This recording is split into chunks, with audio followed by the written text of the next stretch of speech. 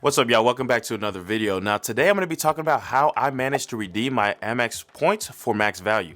So if you want to be able to 2x or 3x your value, you'll want to stay tuned for this video. Now, for those of you guys who are new to the points game, Amex membership rewards points are some of the best, most versatile types of points that you can earn. Now, avoid some of the typical pitfalls, which I'll touch on today, and you'll be able to easily earn double the value an average Amex holder is getting.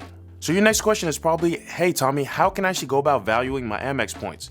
Well, first off, what your threshold should be is at minimum 1 cent per point. But how you actually value your points is simple. You want to make sure that you actually divide the amount of money that you need to purchase that reward by the amount of points that you've actually spent. Now, it'll make a little more sense in the examples I'll give here later on. Now, a few mistakes that you want to make sure that you avoid when it comes to using your points is, first, you want to make sure that you don't use them for any type of low value rewards. Now, a few examples are statement credits. Statement credits on charges that you're able to do, for example, through Amex, is you're typically able to leverage 10,000 points to be able to get $60 worth of statement credits, right? And you're going to see in your account, they'll let you check which statements that you, or which charges on your statement that you want to pay off, and they'll just charge you in points, right? And a lot of people see that and they think, oh, they make sense. I already have the points. Why should not leverage the actual points to be able to just, have a smaller balance that I have to pay on my credit card? The problem is those points are worth 0.6 cents per point. Now, how did I get to that number? All you have to do is divide $60, which is the minimum that they'll do. They'll do 10,000 points equals $60. So you divide $60 by 10,000 points, and that's how you get to that value of the 0.6 per point. Now, another option they give you is shopping through the Amex portal. Now, it sounds like you would be able to get a good offer, but I think whenever you look through that portal, you're going to be able to see that the offers, again, aren't good as well, right? At this case, it's even less than you doing the actual statement credit on charges from before. You're actually going to see that your 10,000 points is going to equal $50. So that means your points are going to be worth 0.5 cents per point. So those are actually two ways that you can get a poor return on your points. Now, a decent way, which I'll of course show you some better methods, but this is decent. You can redeem for gift cards and get 10,000 points to equal about $100, which comes out to 1 cent per point, which is pretty basic. To me, I look at that as a threshold, right?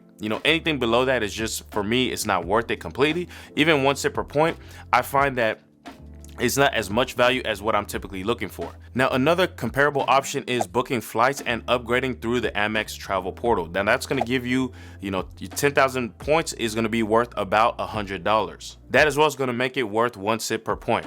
But now my favorite way to max out my chase points, guys, I've been able to do some creative things using this technique, and what I'm going to be showing you guys is just the bare minimum. I'll explain more here in a little bit, but the top way for you to max out your Amex points is through transferring points to an airline partner. Now, what I'll typically do is this. I'll use a website that helps me be able to see where I could spend my award points and where I could get the most value. And through that, I leverage that website to be able to transfer those points to whatever partner and be able to actually book those flights. So an example is I can leverage the website, which is Award Hacker, to be able to find the awards that I'd want for a flight.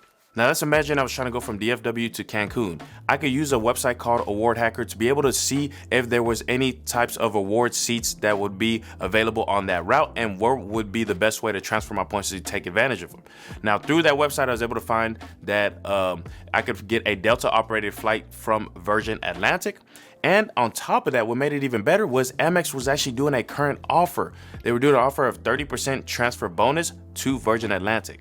So by me doing the math, I was able to find that the flight would cost me 30,000 Virgin points and $5.60, right? But that would only come out to roughly 24,000 membership rewards points because of that 30% transfer bonus offer that they were currently running. Now, I hopped over to the Delta Airlines website just to see how much the ticket would actually cost me if I was paying it in full, and it came out to $533 for the actual ticket. Now, I did a little bit of quick math and was able to find out exactly how much value I'd be getting per point. So I took the actual cost of the ticket, the full price of the ticket, the $533. I minused out the fees that I would be paying if I paid per point, and I divided that by the amount of Amex points that I got, the 24,000, and I was able to find that I was going to get 2.2 cents per point, right? So even more than the 2 cents per point that I was mentioning earlier. So just based on that example, you can easily see that it makes so much more sense for you to just transfer your points out to travel partners, especially when there are transfer bonuses available. You can see that I've more than doubled the value of my points just by using that technique. And guys, that's not even the best case scenario. I've actually shot a video that I probably released by now that talks about how I was able to do this to actually go watch the World Cup. Okay, so what I'll do is I'll link to that video for you guys to be able to watch as well. Also, if you're interested in learning more about the credit cards that I'm currently leveraging for me to be able to accumulate these points, I'll link to that here down below as well. Okay, so be sure to check out that playlist. Other than that, make sure you hit the subscribe button so you don't miss any of my future content. And I look forward to seeing you at the next video. Peace.